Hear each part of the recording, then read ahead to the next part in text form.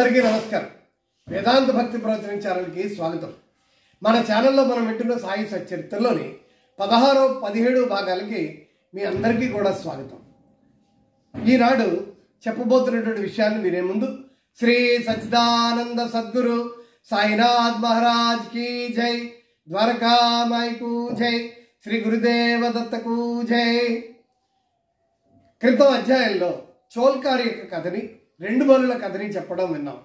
ఇక ఈ అధ్యాయంలో చెప్పబడుతున్న విషయం ఏమిటి అనేటువంటివి చూస్తే, సకల ఐశ్వర్యాలు అనుభవిస్తున్నటువంటి ధనికుడు ఒకడు ఉన్నాడు. అతడు ఇళ్ళని, ధనాన్ని, పొలాల్ని, తోటల్ని సంపాదించాడు. కానీ అనేక మంది సేవకులు ఉన్నారు. కానీ బ్రహ్మజ్ఞానాన్ని సంపాదించాలి బాబా కాళ్ళ మీద పడి అనేటువంటి కోరిక కలిగింది. అందువల్ల తన స్నేహితుడు ఎవరో చెప్పగా బ్రహ్మజ్ఞానం పొందడానికి బాబా దగ్గరికి వచ్చాడు. బ్రహ్మజ్ఞానం పొందేటువంటి మార్గం సులభం కాదని, నీలాంటి పేరాస ఉన్నవాడికి అది సాధ్యం కాదని వాడి స్నేహితుడు చెప్పినా కూడా వినలేదు. అలా రాను పోను టాంగాని బాడుకి తీసుకుని షిరిడీకి వచ్చి బాబాని చూసి సాష్టాంగ నమస్కారం చేసి ఇలా అన్నాడు, బాబా, ఇక్కడికి వచ్చిన వారికి నువ్వు ఆలస్యం చేయకుండా బ్రహ్మజ్ఞానాన్ని ప్రసాదిస్తావుట కదా, నేను అందుకోసమే వచ్చాను. ప్రయాణం చేత బాగా మిక్కిలి బడలిగా ఉన్నాను. నీవు తొందరగా ఆ బ్రహ్మజ్ఞానాన్ని ప్రసాదిస్తే నేను వెళ్తాను అని చెప్పాడు. అప్పుడు బాబా ఇలా చెప్పారు, ఓ ప్రియమైన స్నేహితుడా, ఆతురత పడద్దు. త్వరలో ఇప్పుడే నీకు బ్రహ్మాన్ని చూపెడతాను. నాకు నగదు బేరమే కానీ అరువు బేరం కాదు. అనేక మంది నా వద్దకు వచ్చి ధనము, ఆరోగ్యము, పలుకుబడి, గౌరవము, ఉద్యోగము, రోగ నివారణము మొదలైన ప్రాపంచిక విషయాలని అడుగుతారు. నా వద్దకు వచ్చి బ్రహ్మజ్ఞానం ఇవ్వమని అడిగిన వాళ్ళు చాలా తక్కువ.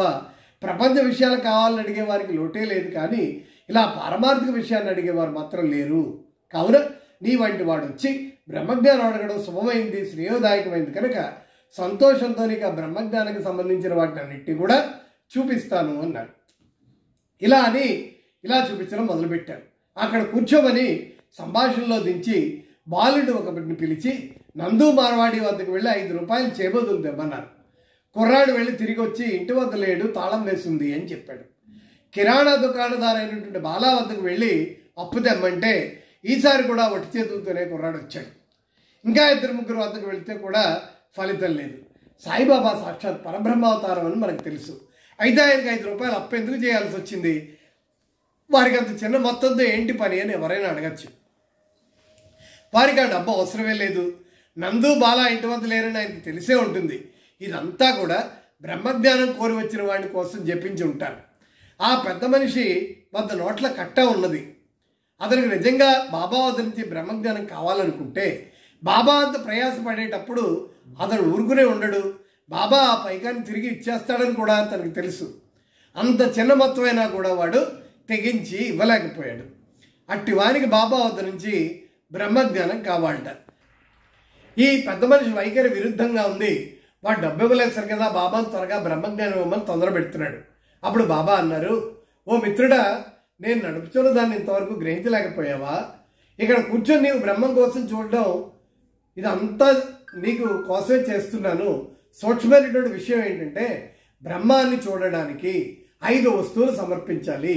అవి ఏమంటే పంచప్రాణాలు, 5 ఇంద్రియాలు, మనస్సు, బుద్ధి, అహంకారం. బ్రహ్మజ్ఞానము లేదా ఆత్మసాక్షాత్కారానికి పోయే దారి చాలా కఠినమైనది.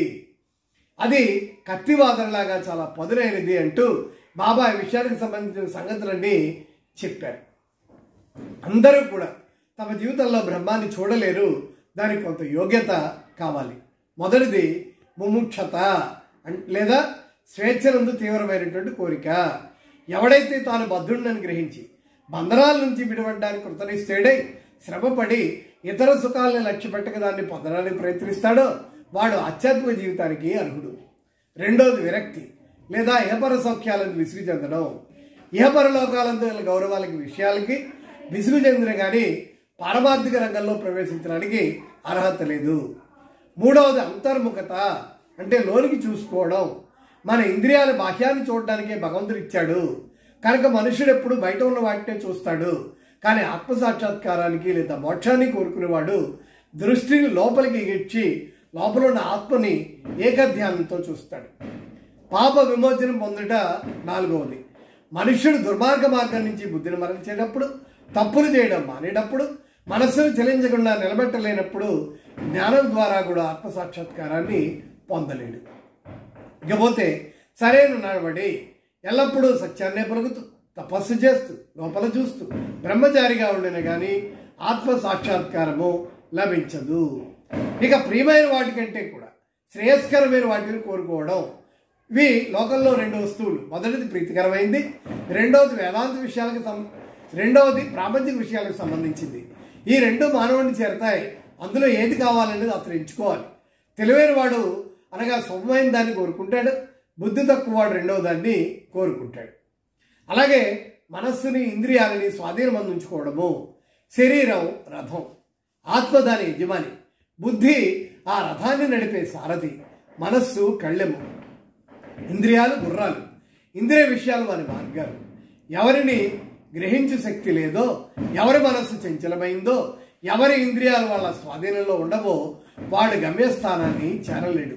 చావు పుట్టుకల చక్రంలో పడిపోతాడు. ఎవరికి గ్రహించే శక్తి గలదో, ఎవరి మనస్సును స్వాధీనమంది ఉంచుకుంటారో, ఎవరి ఇంద్రియాలు స్వాధీనమంది ఉంటాయో, ఎవడు తన బుద్ధిని మార్గదర్శిగా గ్రహించి తన మనస్సనే పగ్గంతో లాగి పట్టుకోగలడో వాడు తన గమ్యస్థానాన్ని చేరతాడు, అంటే విష్ణుపదాన్ని చేరతాడు. ఇక 8వది మనస్సును పావనం చేయడం. ఎప్పుడూ కూడా ఈ విధులను తృప్తిగా ఫలాపేక్ష లేకుండా నిర్వర్తిస్తే మనస్సు పావనమవుతుంది. అలాంటి పావన మనస్సుతోనే ఆత్మసాక్షాత్కారం దారితీస్తుంది. అహంకారం రాలిపోనిదే, లోభము నశించినదే, మనస్సు కోరికలను విడిచిపెట్టనదే ఆత్మసాక్షాత్కారానికి అవకాశం లేదు. దేహము నేను అనుకోవడం భ్రమ. ఈ అభిమానము ఉండకపోవడం చేత బంధం విడుతుంది. ఆత్మసాక్షాత్కారం అర్జిస్తేవు ఈ అభిమానాన్ని విడిచిపెట్టు. ఇక గురువు యొక్క ఆవశ్యకత ఏమిటి అంటే, ఆత్మజ్ఞానం మిక్కిలి సూక్ష్మమైన గూఢమైనటువంటిది. ఎవరైనా దాన్ని సొంతగా పొందలేరు. ఆత్మసాక్షాత్కారానికి ఒకరి ద్వారా పొందాలి. ఆయన గురువు కావాలి. గొప్ప కృషి చేసి శ్రమించి ఇతరులు ఇవ్వలేని దాన్ని అతి సులభంగా గురువు నుంచి పొందొచ్చు. వారు ఆ మార్గమునందు నడిచి ఉంటారు కాబట్టి శిష్యుడిని సులభంగా ఆధ్యాత్మిక ప్రగతిలో క్రమంగా ఒక మెట్టు నుంచి ఇంకొక మెట్టుకి తీసుకొని వెళతారు. ఇక 10వది భగవత్ కటాక్షం. ఇది అన్నిటికంటే చాలా అవసరమైంది. భగవంతుడు కృపకు పాత్రులైన వారు వివేకమైనటువంటి వైరాగ్యాన్ని కలగజేసి సురక్షితంగా భవసాగరాన్ని తరింపజేస్తారు. వేదాలు అభ్యసించడం వల్ల కానీ, మేధాశక్తి వల్ల కానీ, పుస్తక జ్ఞానం వల్ల కానీ ఈ ఆత్మానుభూతిని పొందలేరు. ఆత్మ ఎవరిని భరించునో వారే దానిని పొందగలరు. అలాంటి వారికి ఆత్మ తన స్వరూపాన్ని తెలియజేస్తుంది అని కఠోపనిషత్తు చెప్తోంది. ఇదంతా ముగిసిన తర్వాత బాబా ఆ పెద్ద మనిషి వైపు తిరిగి,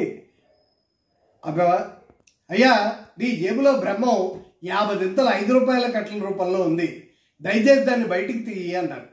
ఆ పెద్ద మనుషుడు ఆ కట్టను తీసి లెక్క పెడితే సరిగ్గా 25 10 రూపాయల నోట్లు, అంటే 25 10 రూపాయల నోట్లు 250 రూపాయలు ఉన్నాయి. అందరూ మిక్కిలి ఆశ్చర్యపోయారు. బాబా సర్వజ్ఞతకి వాడి మనస్సు కరిగింది. బాబా పాదాల మీద పడి ఆశీర్వాదానికి వేడుకున్నాడు. అప్పుడు బాబా ఇలా అన్నారు, నీ బ్రహ్మపు నోట్ల కట్టలను చుట్టిపెట్టు. నీ పేరాశని లోభాన్ని పూర్తిగా వదలనంత వరకు నీవు నిజమైనటువంటి బ్రహ్మాన్ని చూడలేవు. ఎవరి మనస్సు ధనమునందు, సంతానమునందు, ఐశ్వర్యమునందు లగ్నమైందో వాడు అభిమానాన్ని పోగొట్టుకున్నంత వరకు బ్రహ్మాన్ని ఎలా పొందుతాడు? అభిమానం అనేటువంటి బ్రహ్మ, ధనమందు తృష్ణ, దుఃఖమునకు సుడి